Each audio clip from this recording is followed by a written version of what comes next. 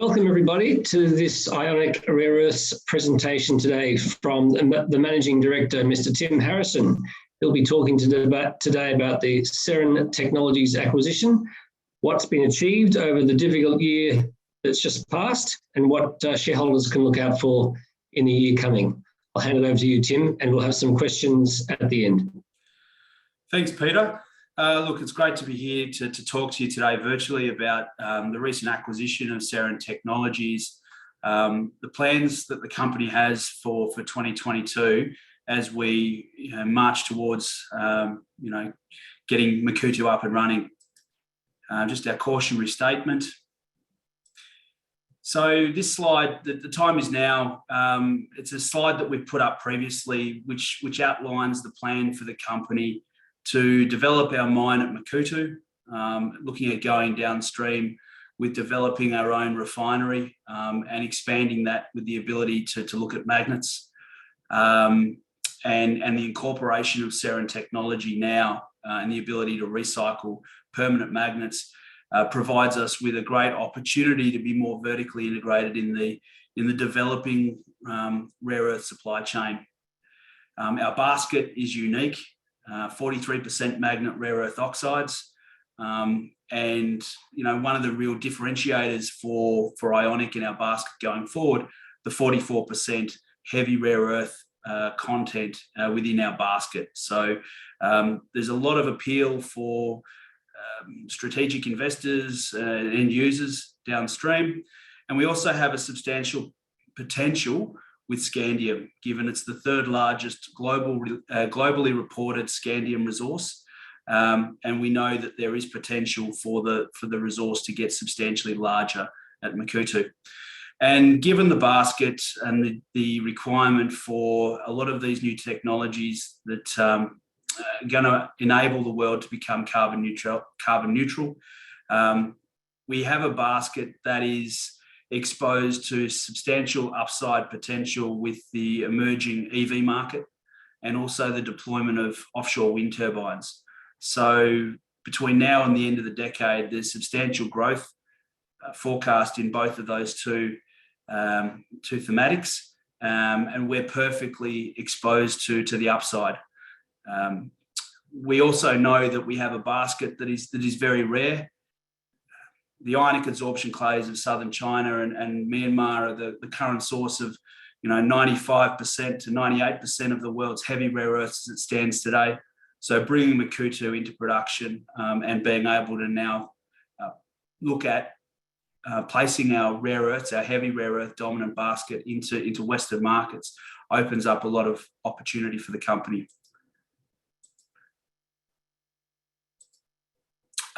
We've been doing a lot of work on the environmental and social governance aspects of the project at Makuutu, and that will now extend as we go downstream and look at the circular economy of rare earths. But we have had a very busy 12 months in Uganda as we've submitted our environmental and social impact assessment recently. We are focusing on developing Makuutu with a low carbon footprint, minimising water consumption, but also being able to recycle water treatment in the plant to be able to recover our reagents and look at the ways in which we're able to rehabilitate mining areas. That rehabilitation strategy will look at the potential to also develop new industries that are aligned with the National Development Plan in Uganda to create future employment and also opportunities for increased food security. We've been very active with our community engagement across the 4 districts that host the project, and those activities continue where we're looking at building capacity in Uganda, so working with local authorities, government representation on how we can be a good corporate citizen in Uganda going forward through our Ugandan-owned subsidiary Renzori Rare Metals, looking at hiring and building our team in Uganda and engaging with Ugandan service providers as we build that capacity within Uganda.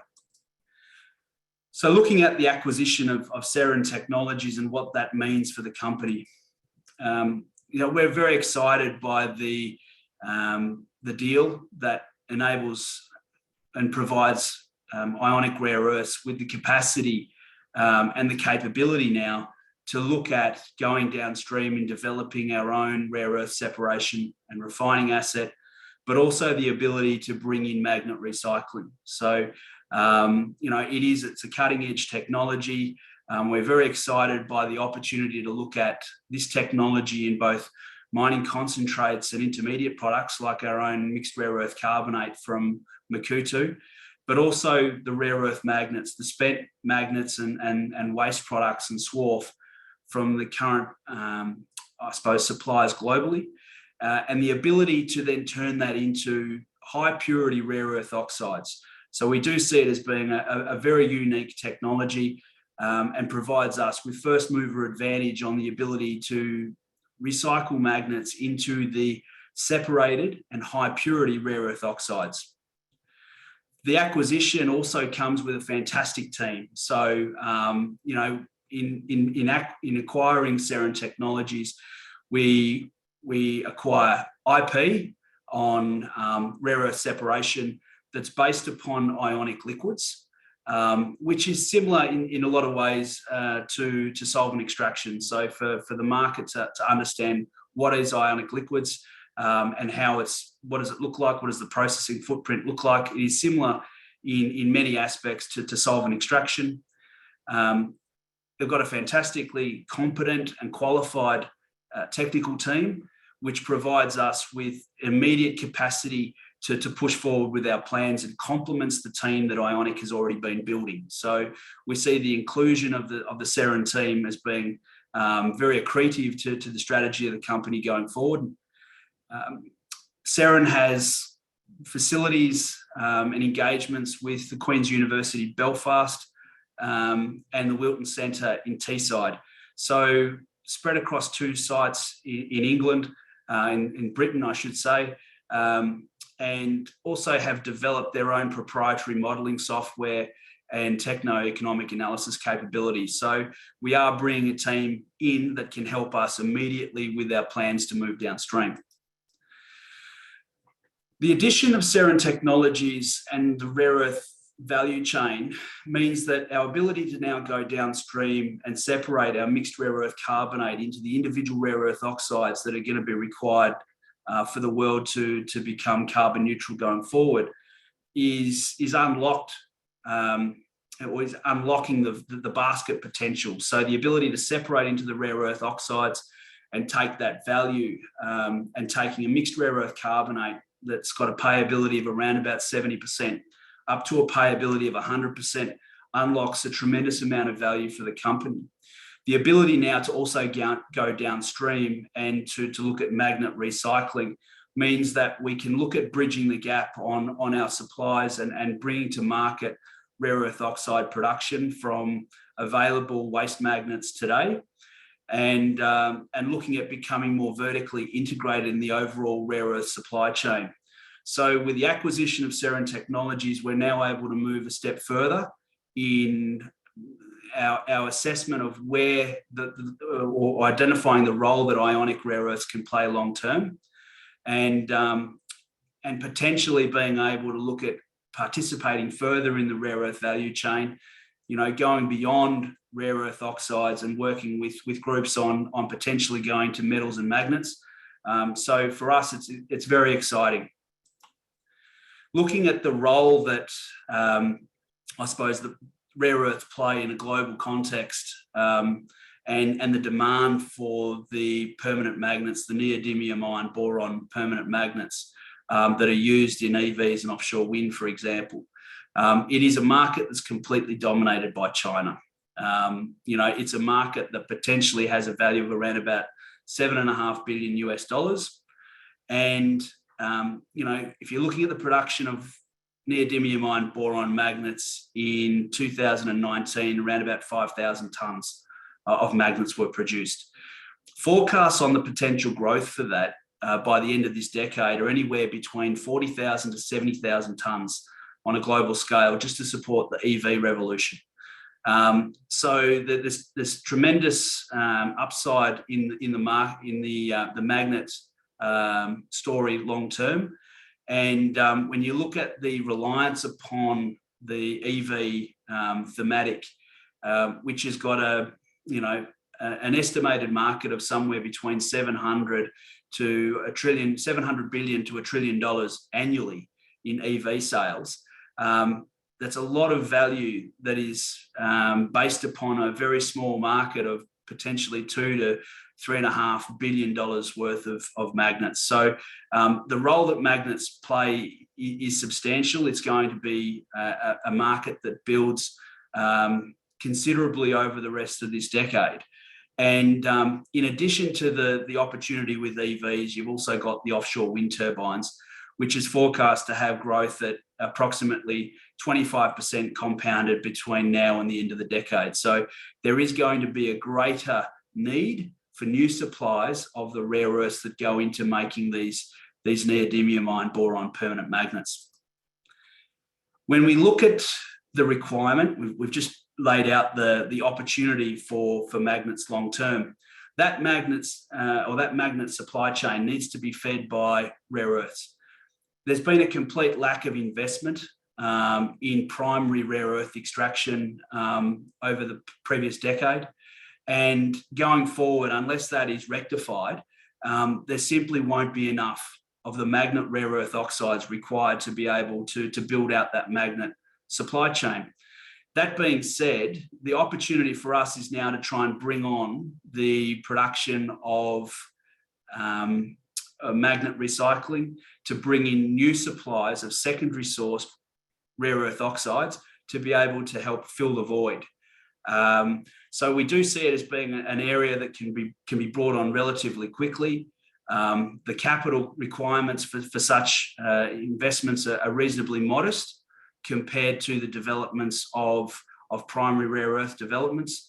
And so we do see an opportunity to move quite quickly from the acquisition of Seren to look at placing this technology into the magnet recycling space. And there has been some forecasts where magnet recycling and the supply of rare earths from magnet recycling could be anywhere from 20 to 25% of the rare earth supply chain by the end of this decade. So looking at the concept that Seren has developed, it's a modular concept. So small magnet recycling facilities that can be developed close to the existing stockpiles of spent and waste magnets. So we do see it something we can move quite quickly with. The ability to separate the rare earths into the individual rare earth oxides is unique for this technology. A lot of the other recycling technologies are able to either recycle the rare earths in the permanent magnets as a cross product back into, I suppose, a recasting or a remelting route. The opportunity that we have identified, or Seren has identified and developed, actually separates the individual rare earths into the individual neodymium, praseodymium, terbium, and dysprosium products that can be then redeployed into new magnets of greater, I suppose, quality. And that greater quality potentially at more higher value applications. So it is an opportunity for us to take a market-leading position in. The potential for magnet recycling also has a much lower environmental burden. So when looking at the ability to bring on new supplies of rare earths and rare earth oxides from magnet recycling, the secondary sources does present us with a significant benefit over primary rare earth sources.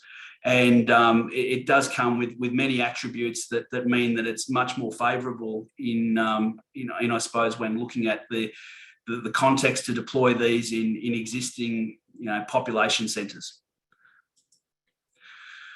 When we look at the basket at Makuutu, and I suppose just touching upon the opportunity for the technology and going downstream, we do have a fantastic basket. It's a dominant basket in critical and heavy rare earths.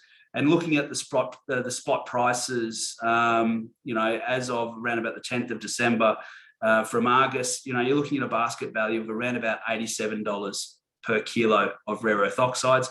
That excludes the scandium. Scandium has the potential to add anywhere from 25 to 50% value above that. And so the ability to go downstream and take a product that's 70% payable, and on today's numbers, that's around about $60 a kilo. We're able to unlock about $27 a kilo of upside in going downstream with technology. And beyond that, the ability to take our product into value-added metals and alloys can unlock a lot more value for the company moving forward.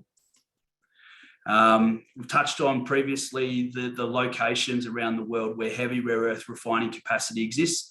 It's dominated by China. So our strategy of going downstream and looking at being able to develop our own facility is going to enable us to be able to market our products directly into Western markets, and work with groups and customers and strategic partners who have a requirement for our basket in order to go into their product lines.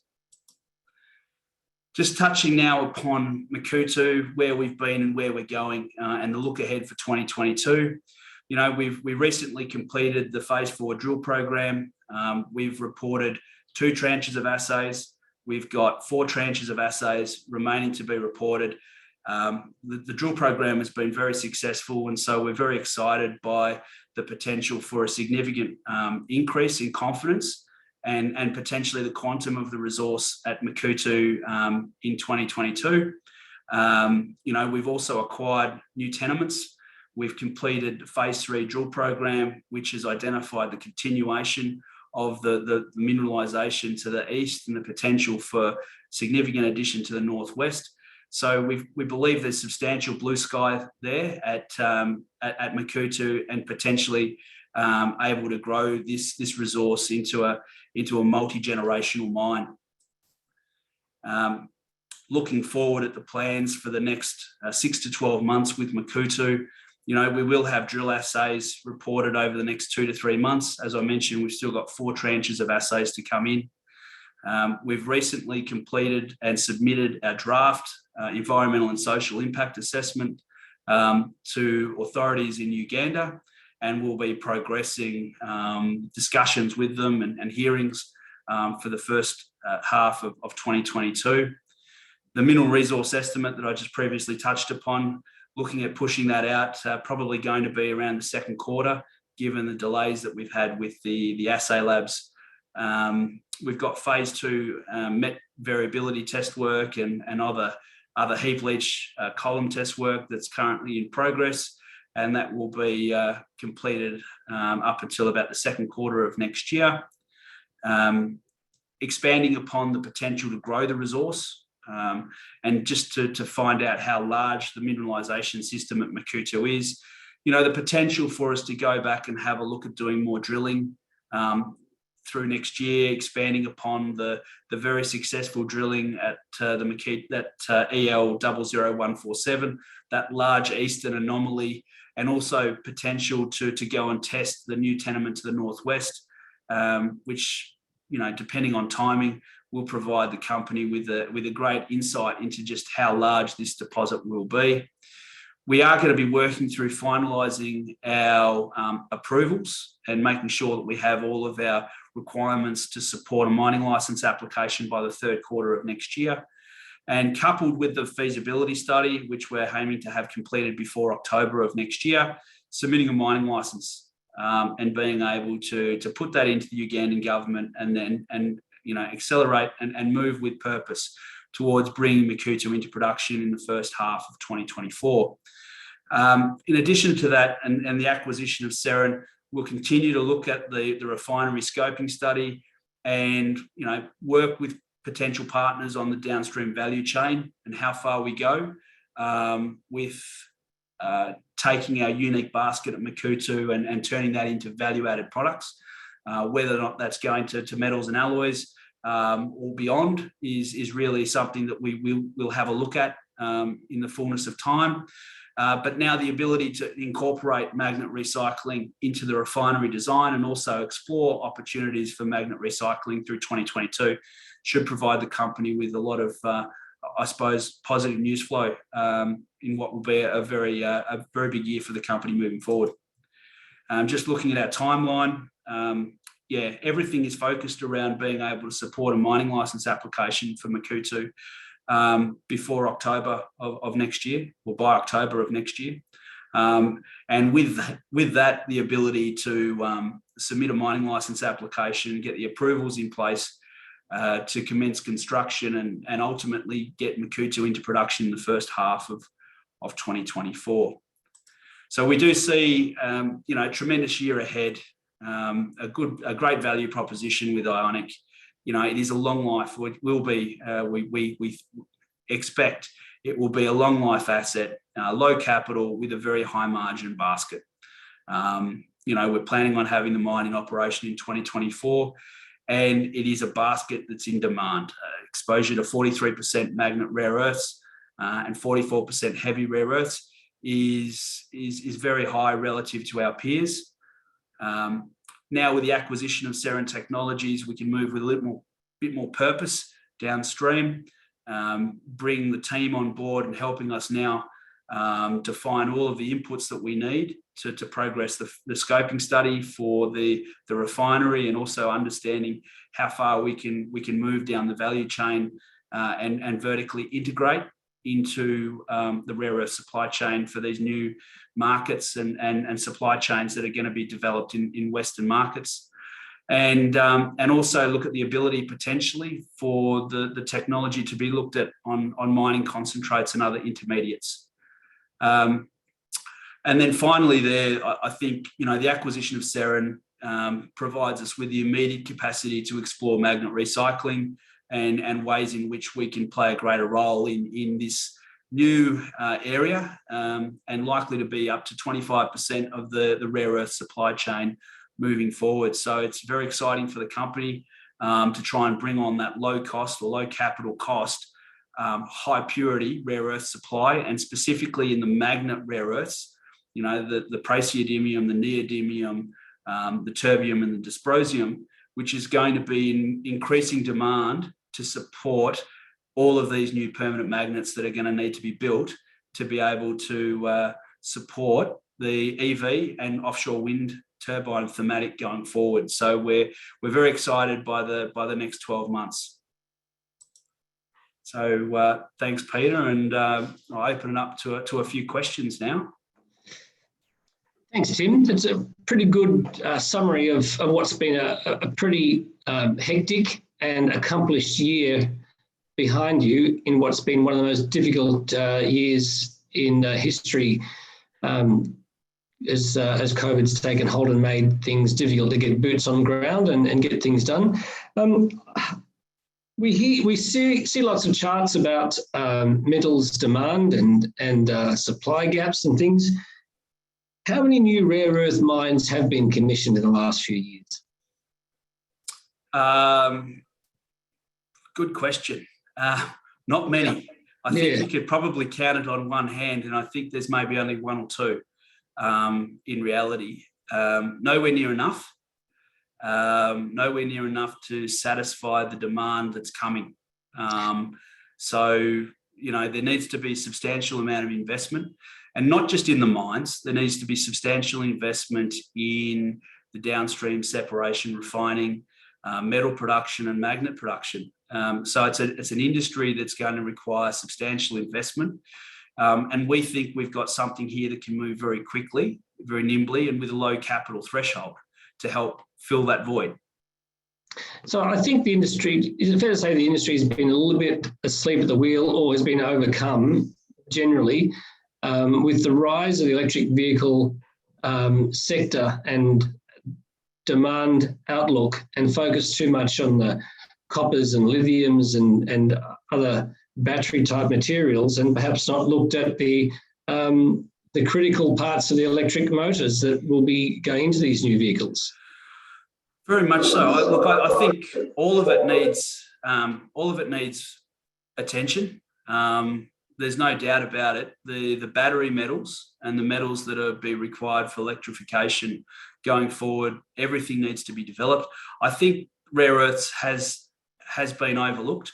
I think when you look at, for example, the investment in lithium-ion batteries, so the growth in capacity has probably gone from about 400 gigawatts of lithium-ion battery capacity to over 1.4 terawatts in the next few years. So substantial growth in the lithium-ion batteries to support the EVs.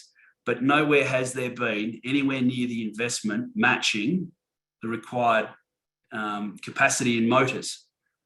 So, whilst the world has been focusing on the supply chain of lithium-ion batteries, there's been very little attention to magnets, to motors. Now, you can't make the electric cars work without the motors. So it has been a bit of an oversight. And I think this is where, we saw last week the deal between MP Materials and GM and Vacuum Schmelz coming together to try and build that capacity in Texas. I think we're going to start to see a lot more of that. I think the OEMs are starting to become more aware of the requirement to go upstream and participate in developing this new supply chain. So it's creating a great opportunity for Ionic to be able to move very quickly and with a much lower capital threshold to help be a key participant in that emerging opportunity. That was sort of my next question to cover, as all the world's major manufacturers pledging to go fully electric or to stop making petrol-driven cars by 2025 and even as late as 2030. To secure the materials they need, they might have to start looking at longer-term offtake agreements rather than just relying on buying the material on the open markets. I think, in order to secure the supplies, and it's important to understand that not all rare earth deposits and not all rare earths are created equally. Some deposits have much more strategic importance because they can satisfy more than one thematic. That's our situation. We've got a very well-balanced basket that can support a very long life supply chain. The requirement now for the OEMs to look at finding partners and going upstream, forming alliances, building capacity, building the supply chain, and taking a very long-term view about rare earth supply, rare earth magnets, and being able to build the motors to go into their EV fleets. We're going to see a tremendous amount of investment in EVs over the next 10 years, 20, 30, 40 years. A substantial amount of ongoing investment and a reliance upon bring to market, sustainably mined rare earths. The ability for us to bring Makuutu into production is a great step forward to help satisfy a portion of that demand. In the near term, we can help fill some of that void with magnet recycling. So we see, and I think that the vertical integration of the company going forward is going to open up a lot of opportunity to work with the OEMs in building this capacity. And on that subject, at what scale has Seren's extraction process been proven, and what's the likelihood for magnet recycling to be revenue generating in the next near term, 12 to 24 months? Yeah, so they've completed 3 pilots. The next step in I suppose developing and commercialising the technology would be a demonstration plant. I've had some initial discussions with them, potentially looking at sort of recycling somewhere in the order of 30 tonnes per annum of magnets, and being able to scale that up to look at 200 to 600 tonnes of magnets per annum. They are cash positive. And as the magnet rare earth prices increase, they do become very attractive enterprises in their own standing. So we do see a great opportunity for us to move very quickly, working through the demonstration through 2022 of the technology, working with Seren, working with partners and OEMs on magnet recycling, and looking towards potential to commercialize the technology within the next couple of years. And Tim, given the MOU with Chinalco, does the opportunity with Seren open up perhaps the serviceability with Chinese battery recyclability, or would they have something similar in their own processing? Yeah, look, at the moment, a lot of the magnet recycling that occurs globally is done in China. The actual methodology that they use and the ability to recycle magnets is pretty straightforward.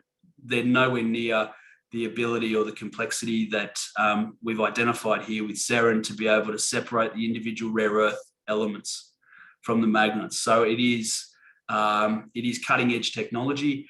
And we think that the ability to recycle magnets now into a high purity rare earth oxide is going to unlock a lot more opportunity for us to play downstream.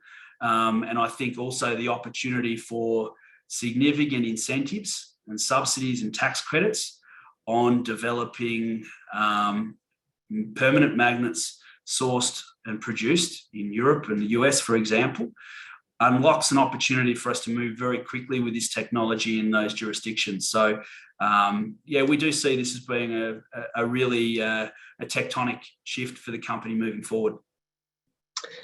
And leading into that part of the world, North America, where much of the demand will be coming from, is there much being done to meet this, meet the demand gap or the supply gap in that part of the world, or are they relying on other countries to supply their rare earths? I think, there's been a tremendous amount of potential investment that's being lined up in North America, for example, the US. There's been recent bills passed which will free up money for investment in the infrastructure to build the supply chain to support the electrification of automotive in the US. So we do see it as being an area that there's a lot of potential investment will flow very soon. And we are looking at ways in which we position ourselves to be front and center when those strategies, plans are being rolled out. Tim, semiconductors are in short supply. That's pretty well documented at the moment. What sort of, how much rare earth material goes into semiconductor manufacturing? Oh, good question. I probably couldn't answer that one for you off the top of my head, Peter. That was a trick one from the top of the question list today, but an interesting one, which we'll come back to on that one. We've had a few questions here, which I'll encourage those people to send those more detailed questions in, and I'll make sure they get to Tim. Send them to peter@nwrcommunications.com.au, and I'll make sure Tim will follow up on those, as he's pretty keen. Any shareholders that need to contact Tim, send through your queries, and he's always happy to discuss what's going on. Tim, I think the summary here today has been pretty good. It's been a pretty solid year of operation. You've progressed Makuutu pretty significantly through the year, and there's a lot in the pipeline here for shareholders to look forward to. As we move into the Christmas period now, that should be encouraging for everybody. Yeah, look, we've had a very good year. We've got a lot of work done. We've built the team in Uganda, completed a very large drill program, positioned ourselves. We've renewed a license, increased the tenements that host the project now to nearly 300 square kilometres. So we know we've got a very large deposit, and the focus now in 2022 is moving towards a mining license application and securing that mining license and moving forward with also our strategies of becoming vertically integrated and recycling magnets. Terrific, Tim. Thank you for your time today, and thank you everybody who joined us, and we look forward to meeting with you all again in the future.